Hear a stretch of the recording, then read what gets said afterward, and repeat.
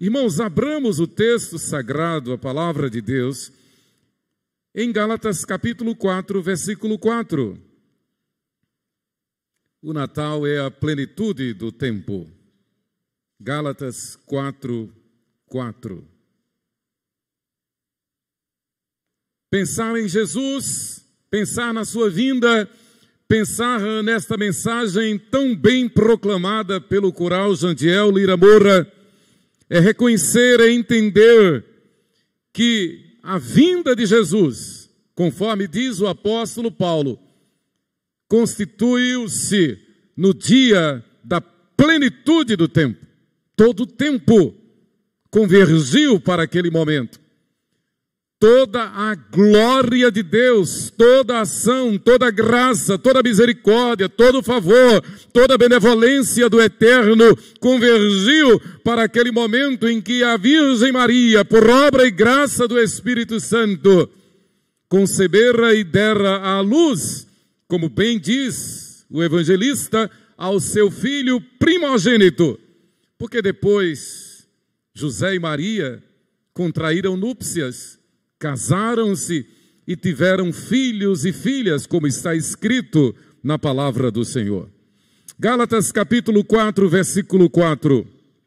Vamos ler juntos este versículo, irmãos. Gálatas 4, 4. Todos juntos.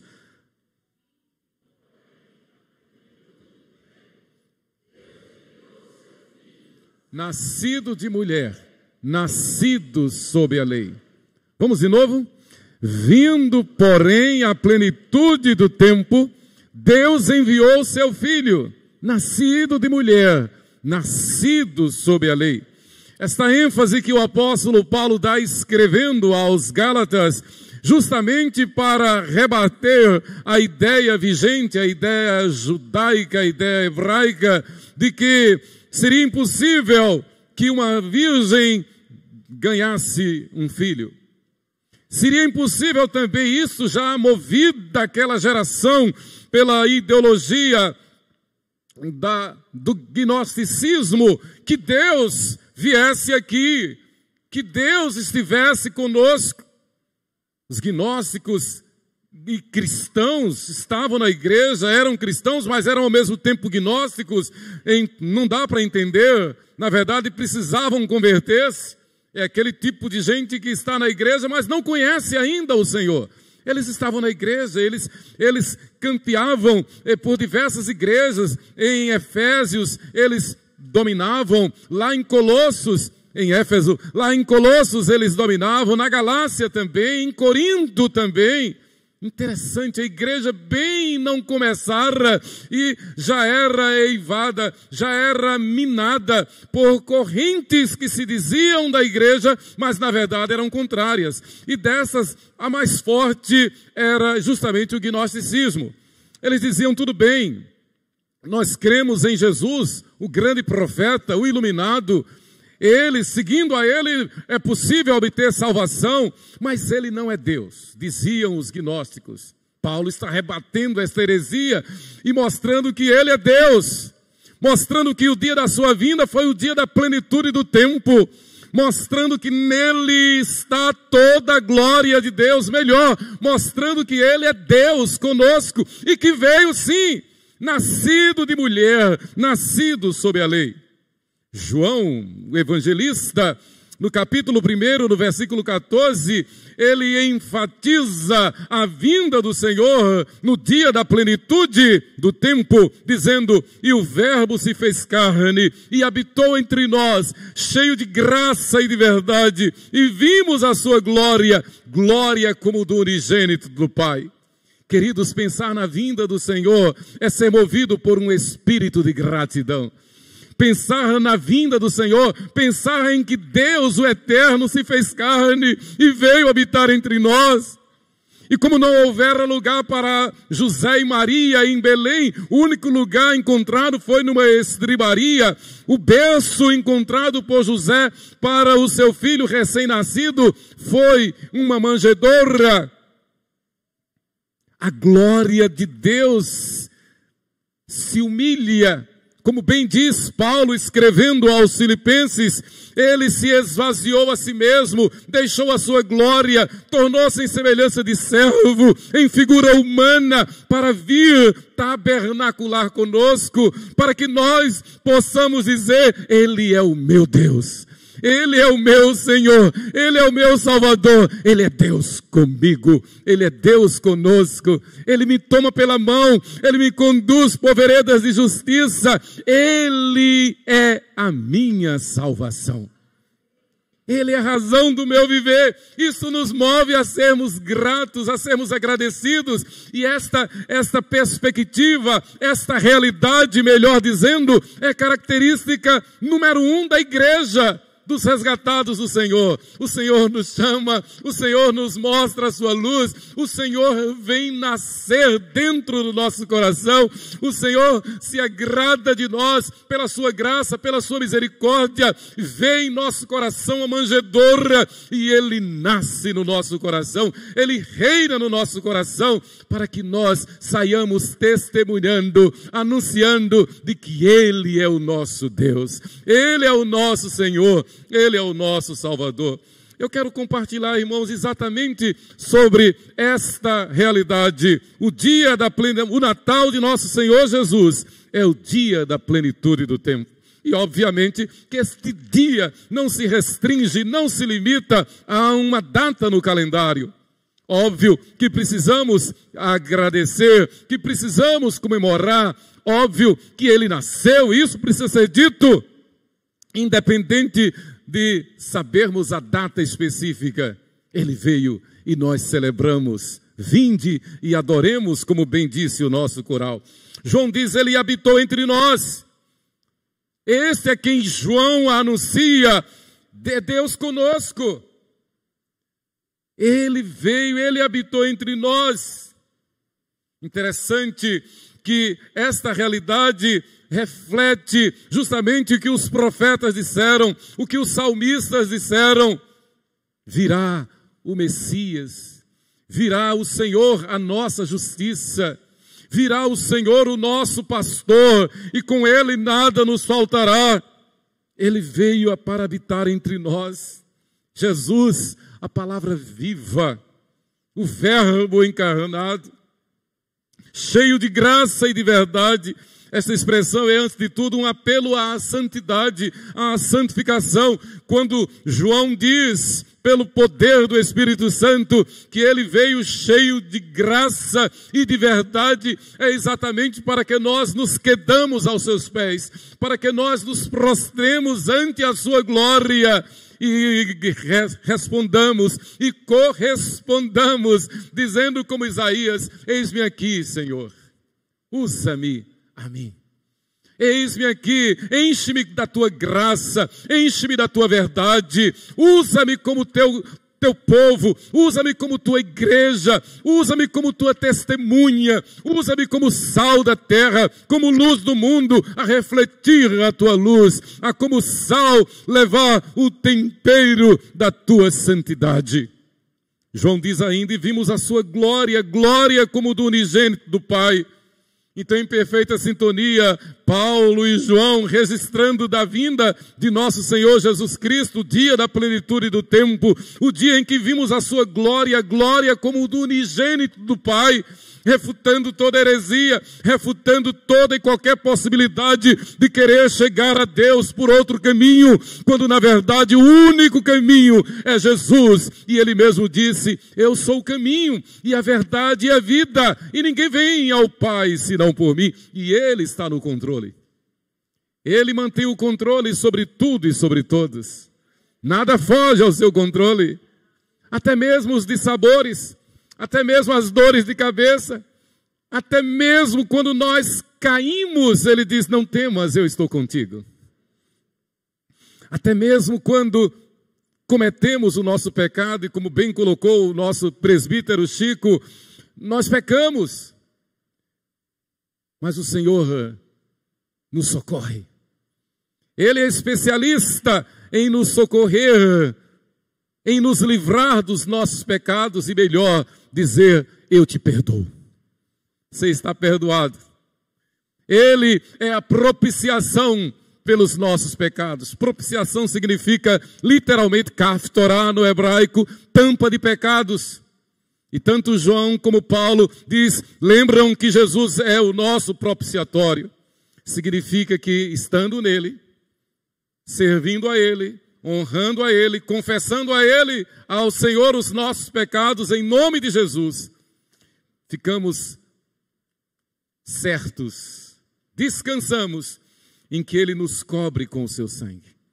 E quando Deus, o Pai, olha para nós, ele vê sobre nós a marca do sangue do seu Filho perfeito, Jesus Cristo, nosso Senhor. Trocando em miúdos, isto gera em nós paz. Isso gera em nós tranquilidade. Isso gera em nós santificação. Isso gera em nós quebrantamento, negação de nós mesmos, renúncia do nosso eu, renúncia da nossa carne. O nosso maior inimigo, nós já sabemos, é a nossa carne, é o nosso eu. A nossa carne luta contra o Espírito. O nosso eu luta contra a verdade. O nosso eu, o nosso ego luta contra a santidade. Mas o Senhor Jesus veio ao mundo para dizer: quem vai mandar na tua vida não é você. Quem vai mandar no teu ego não é você. Negue-se a si mesmo. Deixe o teu ego de lado. Deixe os teus conceitos e preconceitos de lado. Deixe as suas querelas de lado. Deixe as suas manias de lado. Deixe a sua teimosia de lado. Deixe a tua ira de lado. Deixe a tua vontade de lado. Abra mão de si e seja meu imitador. Afinal de contas, ele deixou a sua glória. Ele tornou-se em semelhança de servo, em figura humana. Humilhou-se a si mesmo para que nós não sejamos de nós, mas sejamos dele. Para que nós vivamos não conforme a nossa maldade, a nossa ruindade, o nosso pecado, mas vivamos conforme a sua plenitude. Vivamos em graça, em santidade para a sua glória. E eu quero dizer, irmãos, deixar como aplicação, que a consciência de que o Natal é o dia da plenitude do tempo, isso deve gerar em nós gratidão. O que move a igreja é um sentimento de gratidão. O que move a igreja a servir, o que move a igreja a se consagrar, a consagrar o ofertório, a consagrar o seu tempo, os seus talentos, os seus dons, o consagrar a vida ao Senhor, é exatamente este senso de gratidão. Ele me amou primeiro. Ele me chamou. Ele me chamou. Ele me libertou do império das trevas. Ele me deu vida. Ele, na verdade, me fez gente. Antes eu era apenas um perdido, condenado no império das trevas. Mas ele me libertou. Ele me salvou. Ele me fez gente. Melhor, ele me fez seu irmão adotivo. Por seu intermédio, ele me fez filho adotivo do Pai eterno. Fomos adotados pelo seu amor, pela sua graça. Isto deve gerar em nós gratidão. E se nós somos gratos, nós servimos a Ele.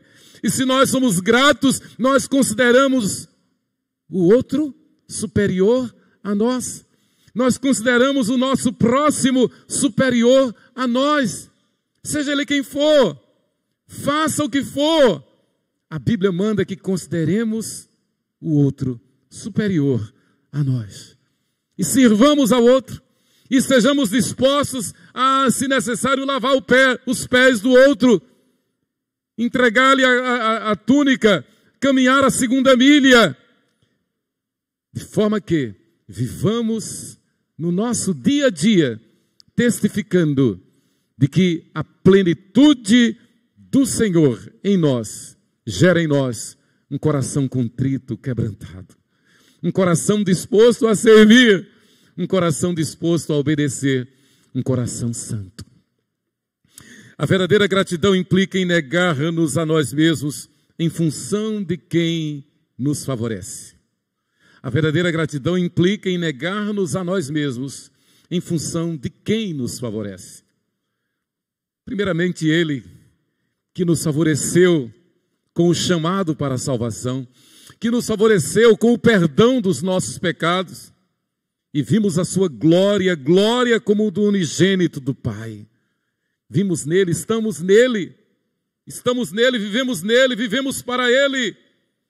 Ele se fez carne, veio habitar entre nós, e esse veio habitar entre nós, na verdade, João está dizendo, pelo poder do Espírito Santo, ele veio para habitar em cada um dos que nele creem. Ele veio para habitar em mim, ele veio para habitar em você.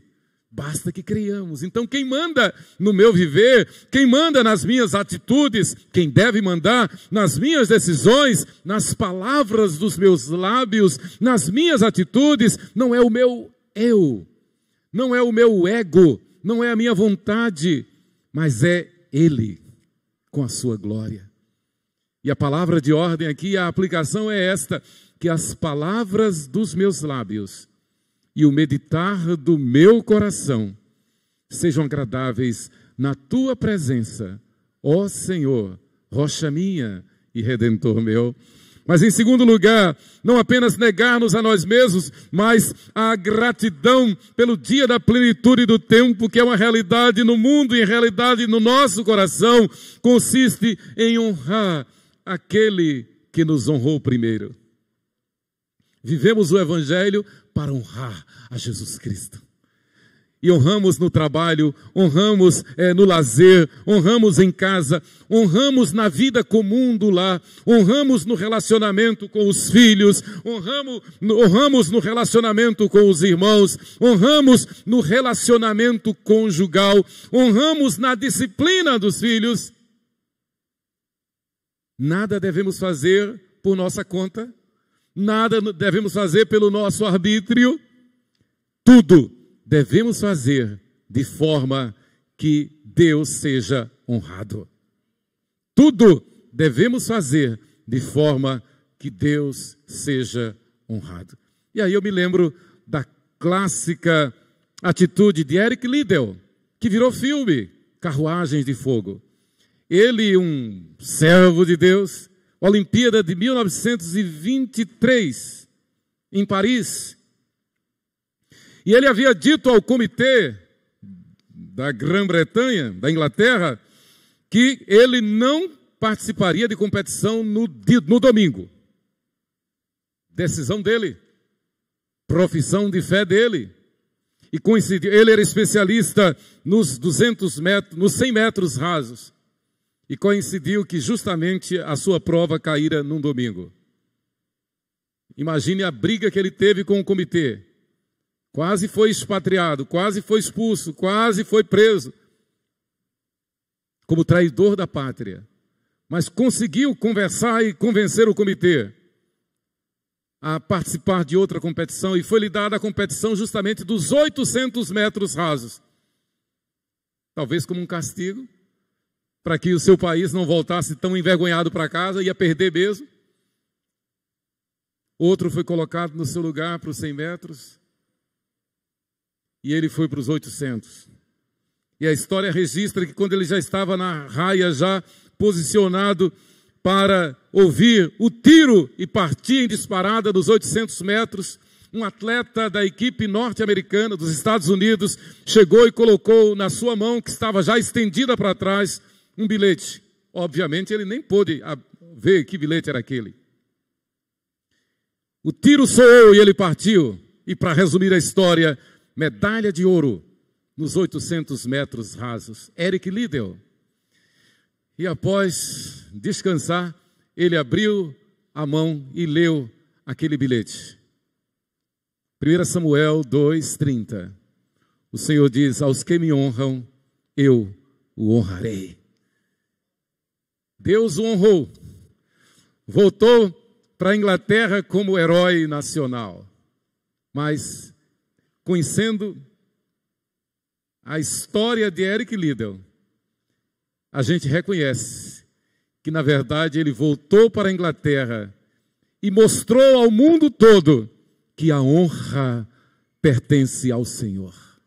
A glória é do Senhor. Querido, Jesus veio ao mundo, nasceu da Virgem Maria.